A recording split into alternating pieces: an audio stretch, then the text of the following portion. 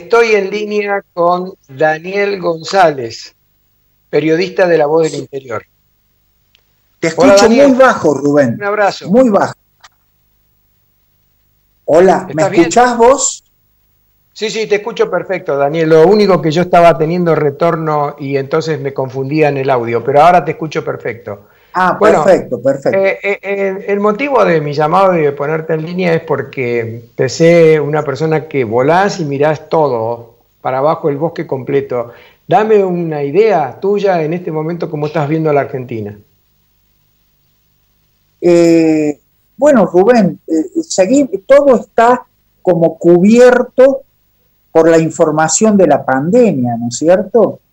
Eso, en cierto modo, en materia informativa y en materia de la preocupación política, la pandemia es como si hubiera desplazado, no completamente, pero sí en forma importante, al resto de los problemas que siguen presentes, por supuesto. Pero la pandemia está en un primer plano desde hace más de un año. Eh, en el último tiempo se ha acrecentado la sensación de que la pandemia no ha sido bien gestionada por el gobierno nacional, ¿no es cierto? Esa es una sensación que se ha extendido. Por ejemplo, ¿en qué? Y bueno, tenemos hemos conseguido muy pocas vacunas, ¿no es cierto? Hemos conseguido muy pocas vacunas, con lo cual la obligación de encerrarse es una especie de sustituto de la falta de vacunación. Y la obligación de encerrarse genera conflictos, como ya hemos visto, entre el gobierno nacional y la ciudad autónoma de Buenos Aires, que es un conflicto que ha llegado hasta la Corte Suprema.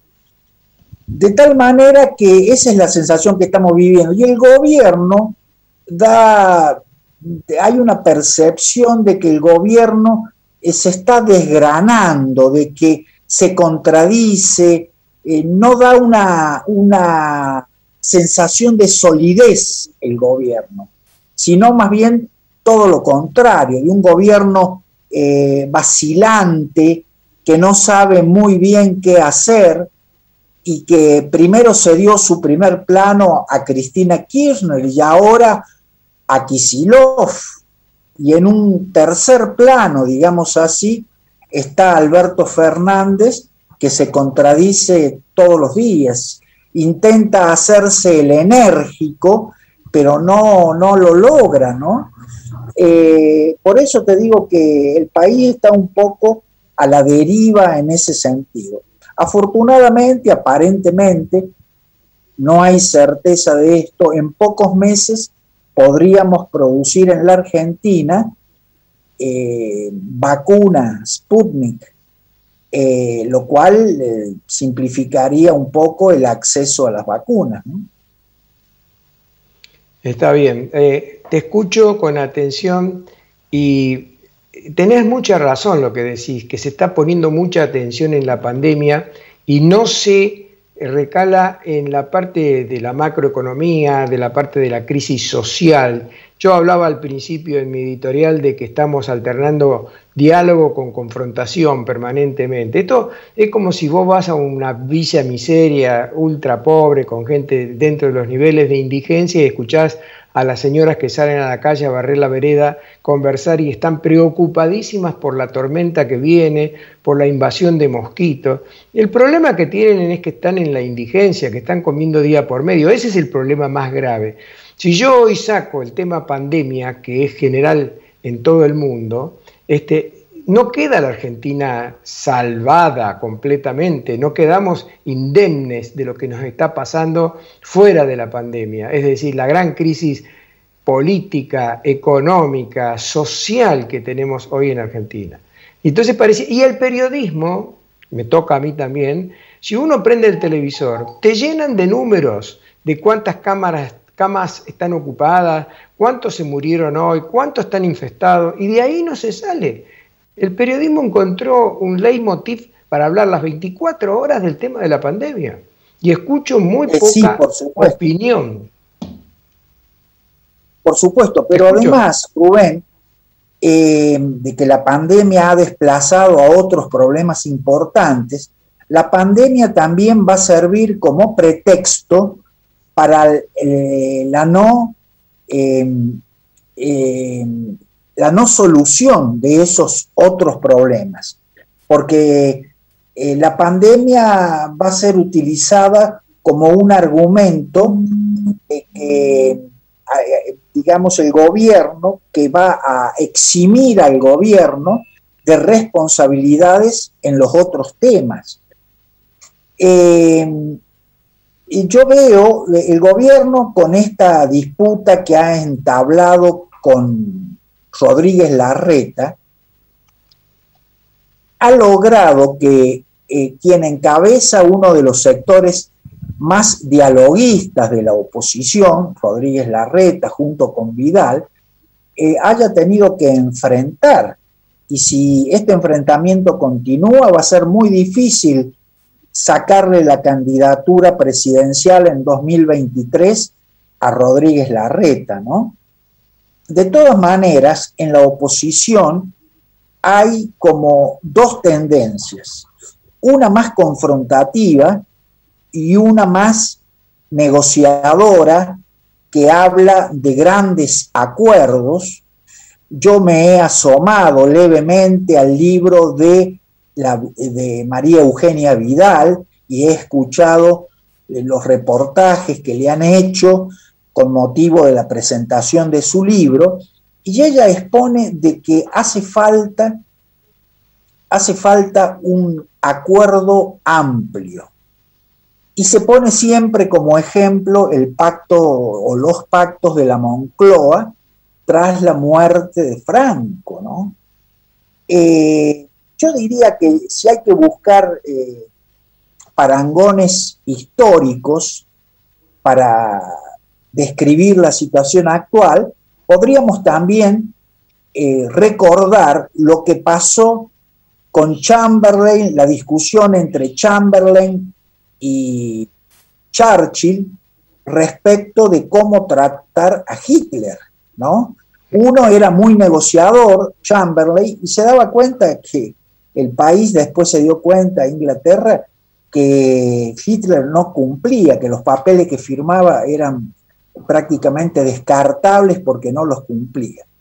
Entonces, eso es lo que hay que pensar. ¿Qué se puede acordar? Yo creo que no se puede acordar nada con el gobierno, porque oposición y gobierno forman dos proyectos políticos, económicos, sociales, educativos, en todos los aspectos de seguridad, judicial, en todos los aspectos son dos visiones contrapuestas de cómo debe organizarse el país. Entonces no hay nada que se pueda acordar ahí. Y no es que yo sea pesimista, simplemente si la oposición negocia con el oficialismo, va a desdibujar sus propios puntos de vista y nos vamos a quedar sin una opción clara a la que existe en el gobierno. De tal manera que yo no creo en esas Moncloas, porque aparecen cada tanto todos los lloradores de Moncloas que buscan eso. Hay que recordar que la Moncloa vino después de la muerte de Franco. No quiero hacer comparaciones muy directas con la situación actual del país, porque van a parecer un poco lúgubres y odiosas, ¿me entendés? Pero yo pienso que la única forma de negociar es cuando una de las partes derrote a la otra, entonces la derrotada va a estar dispuesta a ceder un montón de cosas que antes no estaba dispuesta a ceder. Ese es mi punto de vista sobre ese tema, ¿no? Está bien, está muy claro. Acá también hablabas de la interna recién de Cambiemos, entre halcones y palomas. Y pareciera que también se está dando una interna en el gobierno entre el gobierno central, el ejecutivo, con la cámpora metiéndose en todos lados, y por otro lado, los gobernadores. No sé cómo va a jugar Córdoba en todo esto. ¿Tenés alguna idea al respecto? Mira, más que idea, la información que anda circulando, que hay que verla, yo había escrito algo al respecto. Yo creo que Juan Schiaretti es un gobernador que lleva ya varios periodos seguidos y alternados en Córdoba. Su gobierno ha obtenido respaldos de sufragio importantes, de tal manera que Schiaretti debería dejar de regodearse con la obra pública que es buena, que él ha hecho en Córdoba, con las cloacas, con la circunvalación, y jugar en la política grande, nacional, porque él no solo tiene una trayectoria, sino que está altamente capacitado para, digamos, emprender una lucha en un terreno superior al de gobernador. De tal manera que apareció en La Nación hace un par de días esta información de que en una reunión informal él habría comunicado su voluntad de volcarse para 2023 a la lucha por una candidatura presidencial. Yo eso lo celebro porque, digamos, alguna vez hemos dicho que Schiaretti es el peronista más parecido a Macri. Quiero decir con esto que tiene muchos puntos de coincidencias con la oposición, sobre todo en la economía. Y yo diría también en lo institucional. Así que sería una gran noticia que Schiaretti decida luchar por un lugar más prominente que el que ocupa actualmente. Coincido totalmente contigo, creo que es el gobernador más conocido en todo el resto del país, no solamente en Córdoba o en la capital federal.